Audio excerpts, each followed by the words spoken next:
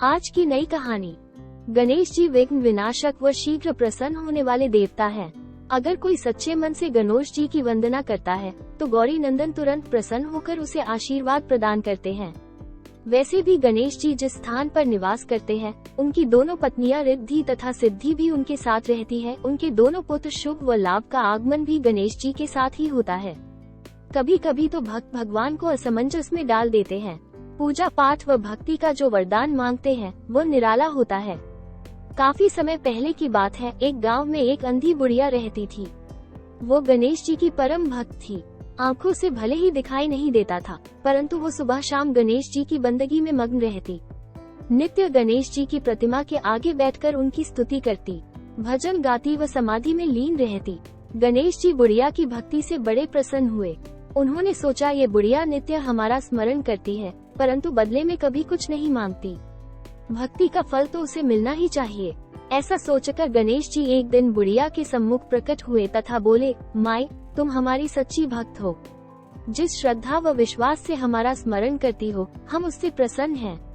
अतः तुम जो वरदान चाहो हमसे मांग सकती हो। बुढ़िया बोली, प्रभु, मैं तो आपकी भक्ति प्रेम भाव से करती हूँ। मांगने का तो मैंने कभी सोचा ही नहीं, अतः मुझे कुछ नहीं चाहिए। गणेश जी पुनः बोले, हम वरदान देने के लिए आए हैं।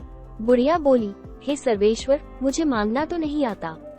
अगर आप कहें तो मैं कल मांग लूंगी, तब तक मैं अपने बेटे व बहू से भी सलाह मशविरा कर लूंगी। गणेश जी कल आने का वादा करके वापस लौट गए। बुढ़िया का एक पुत्र व बहू थे। बुढ़िया ने सारी बात उन्हें बताकर सलाह मांगी। बेटा बोला, माँ, तुम गणेश जी से ढेर सारा पैसा मांग लो, हमारी गरीबी दूर हो जाएगी, सब सुख चैन से रहेंगे। बुढ़िया की बहू बोली, नहीं, आप एक सुंदर पोते का वरदान मांगे, वंश को आगे बढ़ाने वाला भी तो चाहिए। बुढ़िया बेटे और बहू की बातें सुनकर असमंजस में पड़ गई। उसने सोचा, ये दोनों तो अपने अपने मतलब की बातें कर रहे हैं। बुढ़िया ने पड़ोसियों से सलाह लेने का मन बनाया। पड़ोसन भी नेक दिल थी। उसने बुढ़िया को समझाया कि तुम्हारी सारी जिंदगी दुखों में कटी है, अब जो थोड़ा जीवन बचा है वो तो सुख से व्यतीत हो जाए। धन अथवा पोते का तुम क्या करोगी? अगर तुम्हारी आंखें ही नहीं है तो ये संसारिक वस्तुएं तुम्हारे लिए व्यर्थ हैं।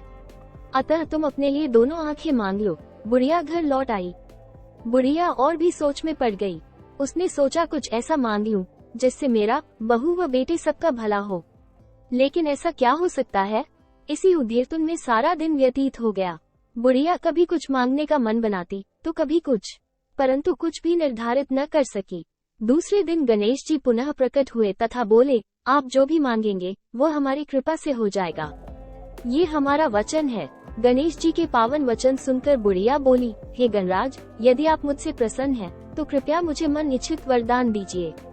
मैं अपने पोते को सोने के गिलास में दूध पीते देखना चाहती हूँ। बुढ़िया की बातें सुनकर गणेश जी उसकी सादगी व सरलता पर मुस्कुरा दिए। बोले, तुमने तो मुझे ठग ही लिया है। मैंने तुम्हें एक वरदान मांगने के लिए बोला था, परंतु तुमने तो एक वरदान में ही सब कुछ मांग लिया। तुमने अपने लिए लंबी उम्र तथा दोनों आंखें मांग ली हैं। बेटे के लिए धन व बहू के लिए पोता भी मांग लिया। पोता होगा, ढेर सारा पैसा होगा, तभी तो वो सोने के गिलास में दूध पिएगा। पोते को देखने के लिए तुम जिंदा रहोगी, तभी तो देख पाओगी। अब देखने के लिए दो आंखें भी देनी ही पड़ेगी। फिर भी वो बोले, जो तुमने मांगा वे सब सत्य होगा। यूं कहकर गणेश जी अंतर्ध्यान हो गए। कुछ समय पाकर गणेश जी की कृपा से बुढ़िया के घर पोता हुआ।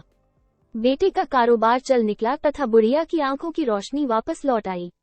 बुढ़िया अपने परिवार सहित सुखपूर्वक जीवन व्यतीत करने लगी। राधे राधे।